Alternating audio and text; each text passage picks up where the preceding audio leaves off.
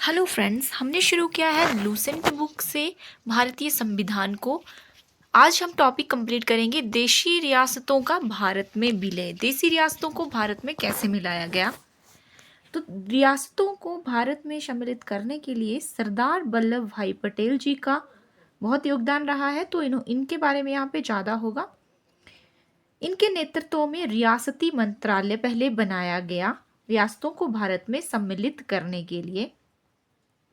जूनागढ़ रियासत को जनमत संग्रह के आधार पर यानी कि एक जनमत संग्रह करवाया गया, जिसके अधीन जो जहां जाना चाहता है उसको मत देना होगा कि वह पाकिस्तान में जाना चाहता है या फिर भारत में जाना चाहता है।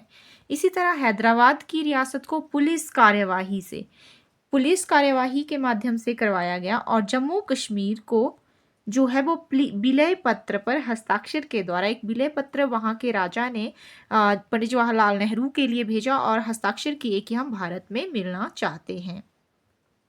देशी रियासतों को भारतीय संघ का अंग बनाने में सरदार वल्लभ भाई पटेल एवं बीपी मेनन ने सबसे अधिक महत्वपूर्ण जो थी भूमिका अदा की थी। नेक्स्ट है संघ और उसका राज्य क्षेत्र।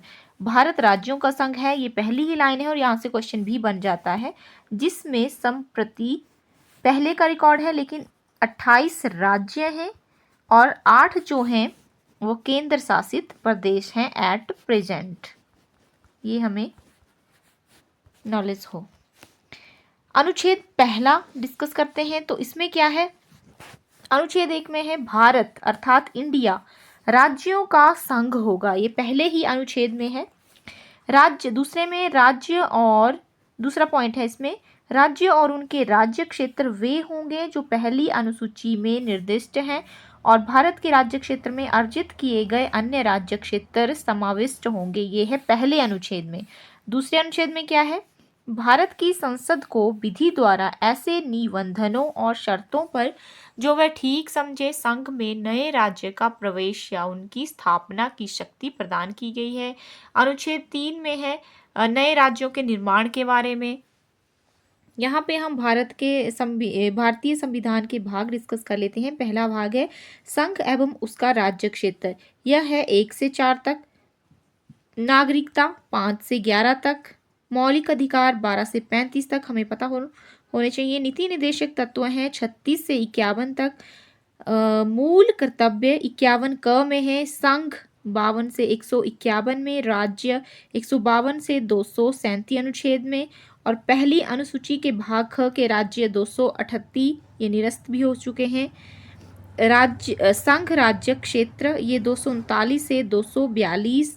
पंचायतें आता है कि पंचायतें किस अनुच्छेद में आती हैं, तो 243 से लेकर 243 क से ण तक। 9 है भाग 9 क है नगरपालिकाएं और ख है सहकारी समितियां। तो नगरपालिका 243 में और 243 य ज से य न तक हैं सरकारी समितियां। 10वां भाग अनुसूचित और जनजातीय क्षेत्र से संबंधित 244 और 44 क में।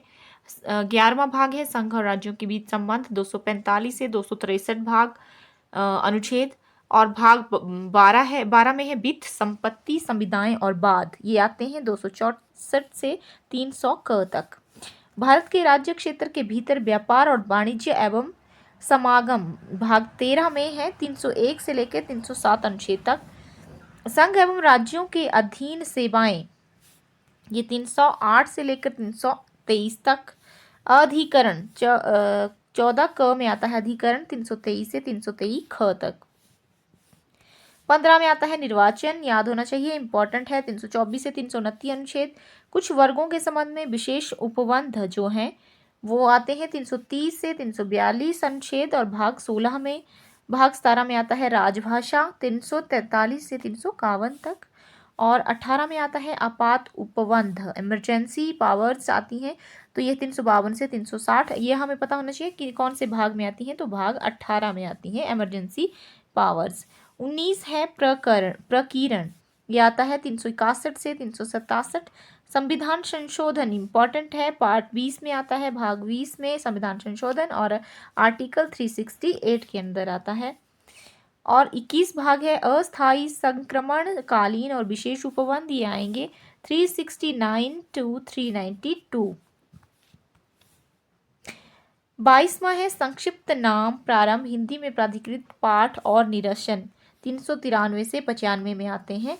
ये है हमारा मूल संविधान जिसमें 22 भाग थे, अब ये हो चुके हैं 25।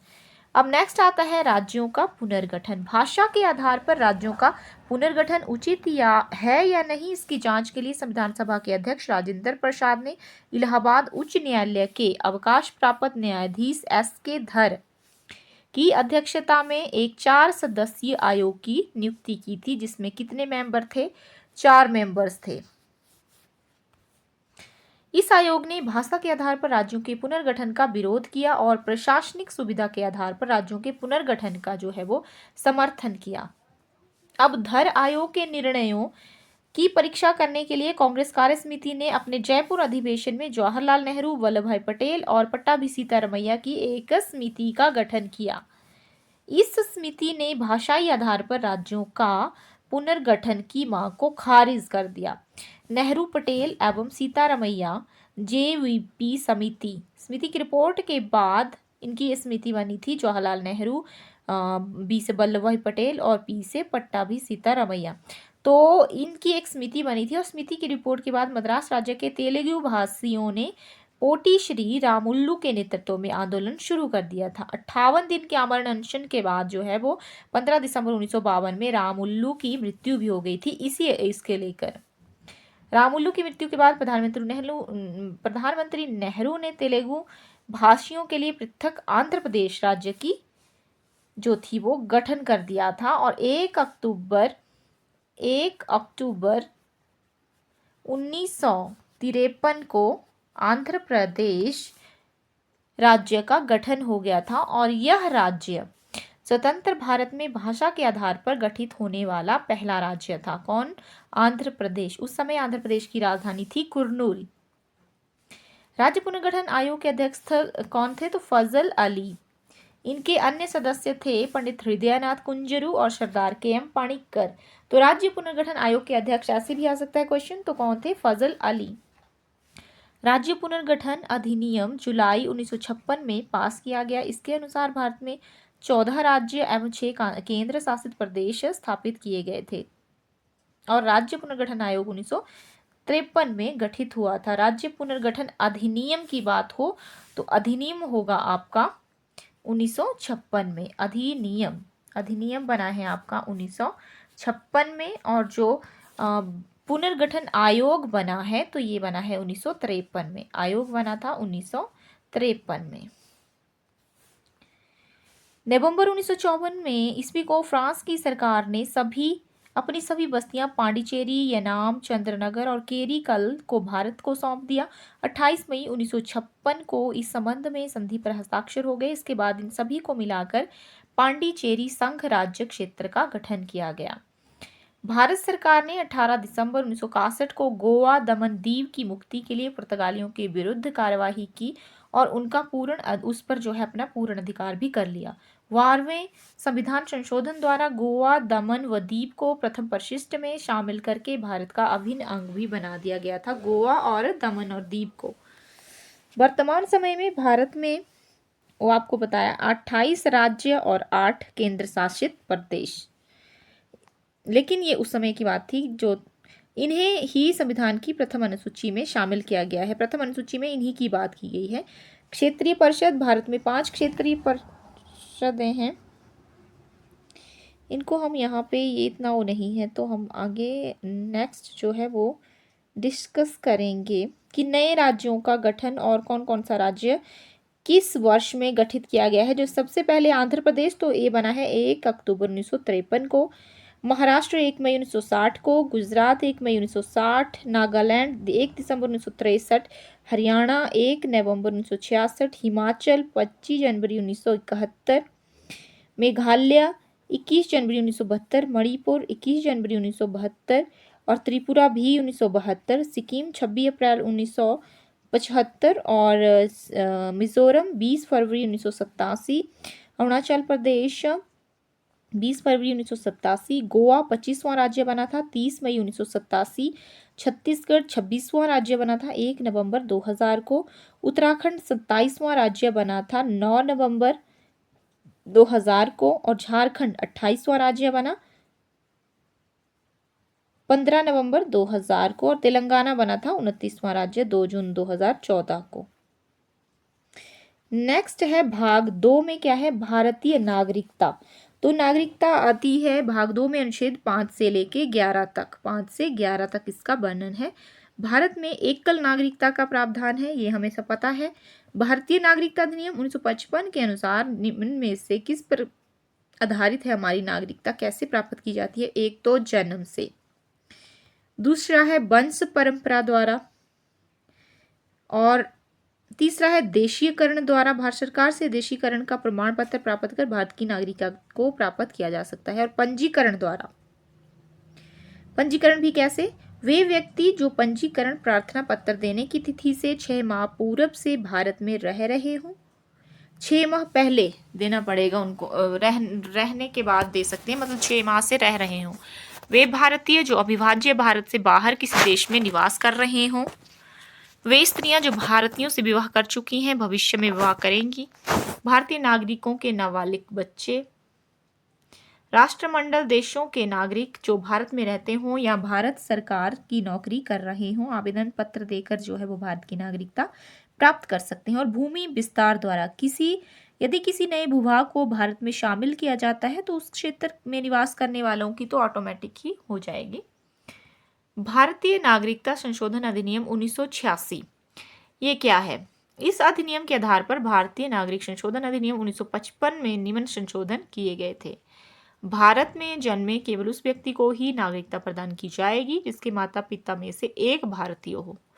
जो व्यक्ति पंजीकरण के माध्यम से भारतीय नागरिकता प्राप्त करना चाहते हैं उन्हें अब भारत में कम से कम 5 वर्षों तक निवास करना होगा। पहले ये अवधि कितनी बताई थी? 6 माह। अब इसमें अमेंडमेंट्स हो चुकी हैं। देशीकरण द्वारा नागरिकता तभी प्राप्त की जाएगी जबकि संबंधित व्यक्ति कम से कम 10 वर्षों तक। देशीकरण से कैसे? जब व्यक्ति कम से कम 10 वर्षों तक भारत में रह चुका हो। पहले ये अवधि कितनी थी? 5 वर्ष, तो इसको अमेंड कर दिया गया है। नागरिक संशोधन अधिनियम 1986 जम्मू कश्मीर व असम सहित भारत के सभी राज्यों पर लागू हो चुका है। तो भारतीय नागरिकता का अंत कैसे किया जा सकता है? भारतीय नागरिकता का अंत निम्न प्रकार से होगा। कैसे होगा? एक तो नागरिकता का परित्याग कोई कर देता है और किसी अन्य देश की नागरिकता स्वीकार कर लेंगे तो भारत की ऑटोमेटिक ही खत्म हो जाएगी। और सरकार द्वारा नागरिकता छीनने पर भी 3 तरह से ये खत्म की जाती है। जम्मू कश्मीर, अच्छा इसको छोड़ के हम आगे आते हैं। मौलिक अधिकार। तो मौलिक अधिकार एक बहुत ही इंपॉर्टेंट टॉपिक है। यहाँ से बहुत से क्वेश्चन जो हैं वो रिपीट होते हैं और पूछे जाते हैं, तो इसको हम डीपली डिस्कस करते हैं। मौलिक अधिकार, इसे संयुक्त राज्य अमेरिका के संविधान से लिया गया है। कहाँ से लिया गया है? यूएसए के संविधान से हमने इसको अडॉप्ट किया है। इसका वर्णन जो है संविधान के कितने भाग में है? 3rd भाग में है। अनुच्छेद 12 से लेकर 35 तक इसका वर्णन है। तीसरे भाग में है और अनुच्छेद 12 से 35 तक। तो संविधान के भाग 3 को भारत का अधिकार पत्र यानी कि मैग्ना कार्टा भी कहा जाता है। तो मैग्ना कार्टा भी से कहा जाता है किसका? भारत का। अच्छा, इसे मूल अधिकारों का जन्मदाता भी कहा जाता है, जन्मदाता भी कहा जाता है। मौलिक अधिकारों में संशोधन हो सकता है राष्ट्रीय आपात के दौरान। अनुच्छेद 352 जीवन एवं व्यक्तिगत स्वतंत्रता के आधार को छोड़कर अन्य मौलिक जो अधिकार है उनको स्थगित भी किया जा सकता है, सिर्फ जीवन और व्यक्तिगत स्वतंत्रता को छोड़कर। व्यक्तिगत स्वतंत्रता को छोड़कर जो है इमरजेंसी में सारे अधिकारों को स्थगित कर दिया जा सकता है। मूल संविधान में 7 मौलिक अधिकार थे, लेकिन 44वां संवैधानिक संशोधन कब हुआ है ये भी पता होना चाहिए हमें। तो 1978 में हुआ है। इसमें क्या हुआ है? पहले तो मूल संविधान में 7 मौलिक अधिकार थे, अब 6 हैं। तो कैसे हैं ये 6? कि जो 44वां संवैधानिक संशोधन हुआ है 1978 में, इसके द्वारा संपत्ति का अधिकार ये था अनुच्छेद 31 एवं 19 क में, अनुच्छेद 31 और 19 क में था ये आपका संपत्ति का अधिकार। इसको क्या कर दिया गया है कि मौलिक अधिकारों की सूची से हटा दिया गया है और इसको आर्टिकल 300 ए में रखा गया है अब। तो ये कानूनी अधिकार के रूप में रखा गया है। क्वेश्चन ऐसे आ सकता है कि इनमें से कानूनी अधिकार कौन सा है, तो समानता का अधिकार दे दिया जाएगा, या फिर स्वतंत्रता का, शोषण के विरुद्ध जो भी हमारे अधिकार होंगे वो दे दिए जाएंगे, और एक उनमें ऑप्शन दे दिया जाएगा संपत्ति का अधिकार। तो उनमें से हमें टिक करना होगा कि कौन सा अधिकार जो है कानूनी अधिकार है।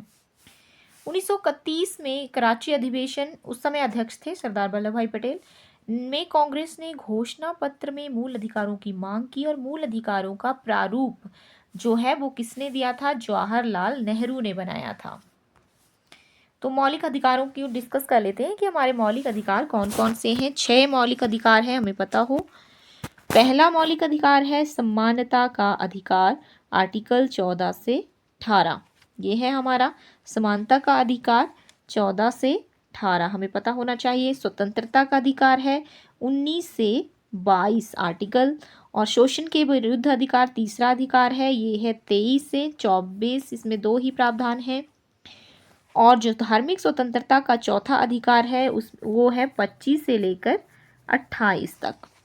और संस्कृति और शिक्षा संबंधी अधिकार पांचवा अधिकार है, ये है हमारा 29 और 30 में इसका वर्णन। संवैधानिक उपचारों का अधिकार छठा अधिकार है हमारा, तो ये है अनुच्छेद 32 में। ये हमें याद होने चाहिए। समानता का अधिकार एक बार पढ़ लेते हैं। समानता का अधिकार अनुच्छेद 14 से 18, स्वतंत्रता का अधिकार 19 से 22, शोषण के विरुद्ध अधिकार 23-24, धार्मिक स्वतंत्रता का अधिकार 25 से 28, संस्कृति और शिक्षा संबंधी अधिकार 29 से 30, संवैधानिक उपचारों का अधिकार अनुच्छेद 32 में है। तो इसको हम विस्तार से पढ़ लेते हैं। समता या समानता एक ही बात है का अधिकार, तो अनुच्छेद 14 में क्या है? आर्टिकल 14 में क्या है? विधि के समक्ष समानता, यानी कि कानून, विधि को बोला गया है कानून, कानून के सामने जो है सभी समान होंगे। तो इसका अर्थ यह है कि राज्य सभी व्यक्तियों के लिए एक समान कानून बनाएगा तथा उन पर एक समान लागू करेगा। अनुच्छेद 15, अनुच्छेद 15 में क्या है? धर्म, नस्ल, जाति, लिंग या फिर जन्म स्थान के आधार पर भेदभाव की मनाही। 15 में है भेदभाव की मनाही। पहला है कानून के समक्ष समानता और भेदभाव की मनाही है आर्टिकल 15 में। तो किस किस आधार पे? जाति, लिंग, स्थान, निवास, धर्म आदि के आधार पर कोई भेदभाव नहीं किया जाएगा। आर्टिकल 16 है, 16 में क्या है? लोक नियोजन के विषय में अवसर की समानता। तो अवसर मतलब सभी को जो है मौके, अवसर जो है वो बराबर मिलने चाहिए, इसमें है अवसर की समानता। आर्टिकल 16 में है अवसर की समानता। राज्य के अधीन किसी भी पद पर जो है नियोजन या नियुक्ति से संबंधित नागरिकों के लिए अवसर जो है समान रूप से प्राप्त हो, चाहे वो एससीज हैं, चाहे वो एसटीज हैं, चाहे वो ओबीसीज है, या फिर ओबीसी है, चाहे वो है जनरल। इस तरह से सभी को जो है अवसर हमें मिलने चाहिए।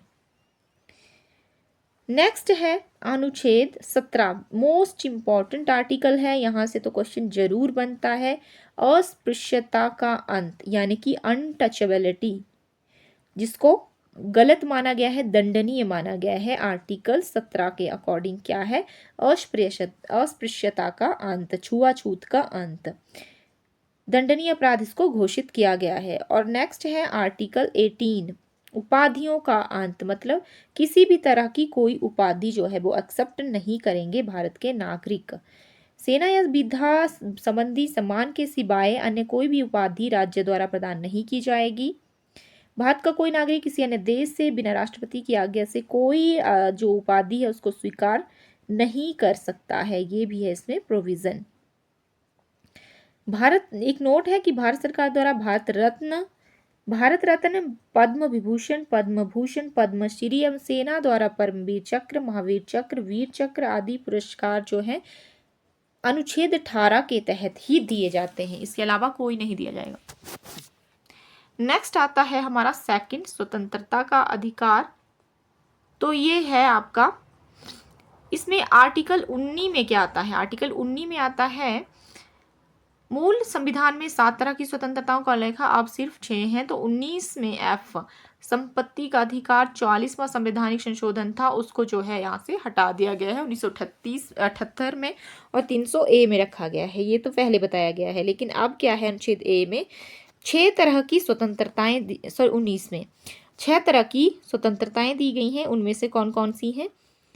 जैसे 19A में है बोलने की स्वतंत्रता, 19B में है शांतिपूर्वक बिना हथियारों के एक जगह पे इकट्ठा या सभा करने की स्वतंत्रता, इकट्ठा होने की या फिर सभा करने की स्वतंत्रता। और 19C है आपका संघ बनाने की स्वतंत्रता, 19D है देश के किसी भी क्षेत्र में आवागमन करने की स्वतंत्रता, यानी कि जा भी सकते हैं आ भी सकते हैं। 19E है देश की किसी भी क्षेत्र में, देश के किसी भी क्षेत्र में हम निवास कर सकते हैं, बस सकते हैं। और छठा है अनुच्छेद 19G, कोई भी व्यापार एवं जीविका चलाने की स्वतंत्रता। प्रेस की स्वतंत्रता का वर्णन 19A में ही है।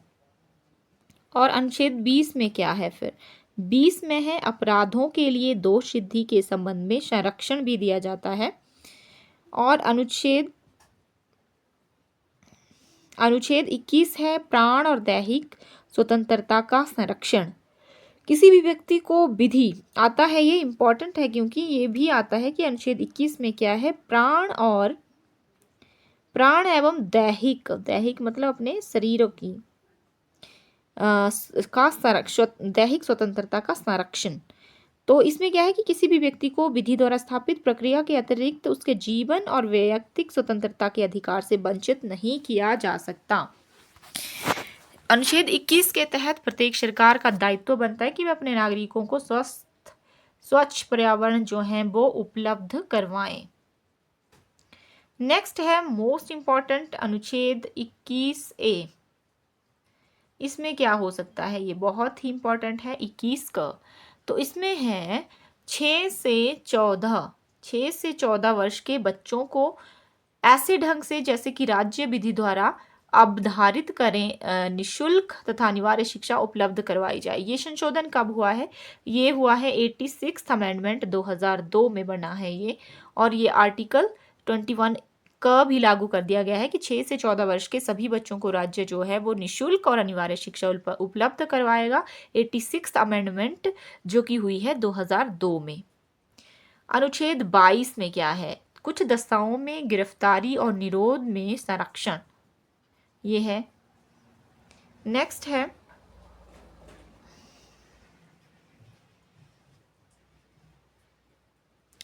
तीसरा अधिकार है शोषण के विरुद्ध अधिकार। इसमें है 23 से 24 तक 2 प्रावधान। कौन कौन से? अनुच्छेद 23 में है मानव के दुर्व्यापार और बलात् श्रम का प्रतिषेध। इसके द्वारा किसी व्यक्ति की खरीद नहीं की जा सकती, बिक्री, बेगारी, इस प्रकार से जबरदस्ती लिया हुआ श्रम निषिद्ध ठहराया गया है, जिसका उल्लंघन विधि के अनुसार दंडनीय है। जरूरत पड़ने पर राष्ट्रीय सेवा करने के लिए बाध्य किया जा सकता है, लेकिन इस तरह से कोई कार्य नहीं किया जा सकता है। मानव व्यापार और बलात् श्रम यानी कि जबरदस्ती करवाना उससे कोई कार्य। और अनुच्छेद 24 में क्या है? बालकों के बाल श्रम के बारे में है कि बाल श्रम नहीं होगा। 14 वर्ष से कम आयु वाले किसी बच्चे को कारखाने, खानों या अन्य किसी जोखिम भरे काम में नियुक्त नहीं किया जा सकता। चौथा आता है हमारा धार्मिक स्वतंत्रता। इसमें क्या है? अनुच्छेद 25 में है अंतःकरण की और धर्म के अबाध रूप से मानने, आचरण और प्रचार करने की स्वतंत्रता, की हम किसी भी धर्म को मान सकते हैं, उसका प्रचार प्रसार जो है वो कर सकते हैं शांतिपूर्ण ढंग से। तो अनुच्छेद 26 में क्या है? तो इसमें है धार्मिक कार्यों के प्रबंध की स्वतंत्रता। और अनुच्छेद 27 में क्या है? राज्य किसी भी व्यक्ति को ऐसे कर देने के लिए बाध्य नहीं कर सकता जिसकी आय किसी विशेष धर्म अथवा धार्मिक संप्रदाय की उन्नति या पोषण पर व्यय हो। ऐसा कोई भी प्रोविजन नहीं है। और अनुच्छेद 28 में है, राज्य विधि से पूर्णतः पोषित किसी शिक्षा संस्था में कोई धार्मिक शिक्षा नहीं दी जाएगी। कोई विशेष धर्म विशेष की शिक्षा किसी भी शिक्षण संस्थान में नहीं दी जाएगी, क्योंकि भारत को एक धर्मनिरपेक्ष देश बताया गया है। वह सभी धर्मों का जो है वो सम्मान करता है। अनुच्छेद 29 में आता है हमारा संस्कृति एवं शिक्षा संबंधी अधिकार, 5वां अधिकार है ये। तो इसमें अनुच्छेद 29 में क्या है कि अल्पसंख्यक वर्गों के हितों का संरक्षण बताया गया है। जो पिछड़े वर्ग हैं उनका जो है वो अल्पसंख्यक हैं, उनके हितों का संरक्षण है इसमें। और अनुच्छेद 30 में क्या है? अनुच्छेद 30 में है शिक्षा संस्थाओं की स्थापना और प्रशासन करने का अल्पसंख्यक वर्गों का अधिकार, ये बताया गया है। और हमारा लास्ट जो संवैधानिक अधिकार है, छठा अधिकार, वो आता है संवैधानिक उपचारों का अधिकार, आर्टिकल 32 में आता है। ये 32 में क्या है कि इसके अंतर्गत मौलिक अधिकारों को प्रवर्तित कराने के लिए समुचित कार्रवाइयों द्वारा उच्चतम न्यायालय में आवेदन करने का अधिकार प्राप्त किया गया है। इस संदर्भ में सर्वोच्च न्यायालय को 5 तरह के समादेश यानी कि रिट निकालने की शक्ति दी गई है। एक है, ये भी इंपॉर्टेंट है, आता है कि कितनी प्रकार की रिट्स होती हैं, तो ये होती हैं आपकी 5। कौन कौन सी? तो पहली है आपकी बंदी प्रत्यक्षीकरण, हेबस कॉर्पस। दूसरी है परमादेश, जिसको मैंडमस कहा जाता है, प्रतिषेध लेख, प्रोहिबिजन और उत्प्रेषण, सर्शरी। और 5वां है अधिकार परीक्षा लेख, जिसको कोवरेंटो कहा जाता है। तो इसको हम डिस्कस करते हैं। बंदी प्रत्यक्षीकरण क्या है? यह जो है उस व्यक्ति की प्रार्थना पर जारी किया जाता है जो ये समझता है कि उसे अवैध रूप से बंदी बनाया गया है, क्योंकि व्यक्ति को ये जानने का अधिकार है कि उसे किस अपराध के लिए बंदी बनाया गया है, और उसको निश्चित समय पर और निश्चित मतलब उसको निश्चित स्थान और समय पर जो है उपस्थित कोर्ट में कराने का जो है प्रोविजन है, जिससे न्यायालय बंदी बनाए जाने के कारणों पर विचार कर सके। नेक्स्ट है परमादेश लेख। तो परमादेश का लेख उस समय जारी होता है जब कोई पदाधिकारी अपने सार्वजनिक कर्तव्य का निर्वाह नहीं कर रहा है। इस प्रकार के आज्ञा पत्र के आधार पर पदाधिकारी को उसके कर्तव्य का पालन करने का आदेश दिया जाएगा, यानी कि जब कोई व्यक्ति अपने कर्तव्य का पालन, अपने पद का प्रयोग नहीं कर रहा है। प्रतिषेध लेख, यह आज्ञा पत्र जो है सर्वोच्च न्यायालय द्वारा उच्च न्यायालयों द्वारा निम्न न्यायालयों व अर्ध न्यायिक न्यायाधिकरणों को जारी किए जाते हैं, और आदेश दिया जाता है कि इस मामले में अपने यहाँ कार्यवाही न करें, क्योंकि यह मामला उनके अधिकार क्षेत्र से बाहर है। प्रतिषेध लगाया जाता है। नेक्स्ट है उत्प्रेषण। इसके द्वारा अधीनस्थ न्यायालयों को यह निर्देश दिया जाता है कि वे अपने पास लंबित मुकदमों के न्याय निर्णय के लिए उसे वरिष्ठ न्यायालय को भेजें। उत्प्रेषण में जो है कि आगे जो है वो लंबित मुकदमों को आगे भेजें वरिष्ठ कोर्ट में। अधिकार परीक्षा लेख, जब कोई व्यक्ति ऐसे पदाधिकारी के रूप में कार्य करने लगता है जो उसका एक्चुअली में नहीं है, तो उस समय यह जारी किया जाता है। और मौलिक अधिकार में संशोधन हुए हैं, जैसे कि गोलकनाथ बनाम पंजाब राज्य, ये हुआ है 1967 में। तो इसके निर्णय से पूर्व दिए गए निर्णयों में यह निर्धारित किया गया था कि संविधान के किसी भी भाग में संशोधन किया जा सकता है, जिसमें अनुच्छेद 368 एवं मूल अधिकारों को शामिल किया गया था। यह है गोलकनाथ बनाम पंजाब राज्य 1967 मुकदमा केस। और दूसरा है सर्वोच्च न्यायालय ने गोलकनाथ बनाम पंजाब राज्य बाद 1967 के निर्णय में अनुच्छेद 368 में निर्धारित प्रक्रिया के माध्यम से मूल अधिकारों में संशोधन पर भी रोक लगा दी थी, अर्थात संसद मूल अधिकारों में संशोधन नहीं कर सकती है। 24वें संवैधानिक संशोधन 1971, इसमें क्या हुआ है? तो इस अनुच्छेद 13 और 368 में संशोधन किया गया तथा यह निर्धारित किया गया कि अनुच्छेद 368 में दी गई प्रक्रिया द्वारा मूल अधिकारों में संशोधन किया जा सकता है। ये अमेंडमेंट्स ऐसे होती रही।